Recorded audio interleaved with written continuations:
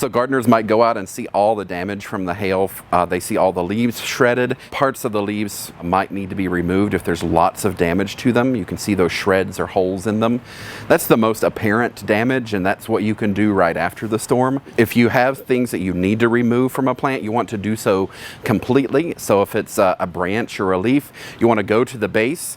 You want to prune back to a bud, leaving just a small amount of space. If you leave big, long stems, they really won't regrow and they won't heal right, and you can have insects and diseases that inhabit that.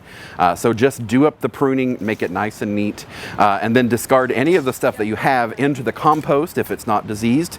If it does lay around, that could be a place for insects and disease to live around. So you want to clean up and just make sure everything is in its place when you're done. If it's not too damaged, if there's only a small hole or a few shreds, you might leave the leaf in place just to see if it will heal up, because that will give you more photosynthesis in the future. At least some of the bigger ones so they can get the sun and stuff like that too.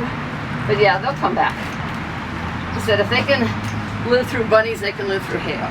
Crazy, crazy. You come back in a month and they'll be doing good. The hardest damage is often when we have annuals, tomatoes, peppers, or annual flowers, cucumbers, those kinds of things that we've grown, because those things don't really grow back and they're only here for a season. So you might actually have to replant those if they're broken over, if they're damaged too much. And it's actually not too late to plant some of those things. And then you want to reassess in a few weeks, because we have the tearing damage from the hail, but we also have bruising damage from the hail that will see later with sort of spots or dead areas or sort of soft areas that develop. And any of those tears or bruises are also a good place for diseases to go into the plant. So we often see more diseases a few weeks after something like a hailstorm. So you want to assess then, remove out any damaged parts you see in a few weeks. And if you give it a little shot of extra fertilizer, it will help it regrow any of the stuff that you had to prune off.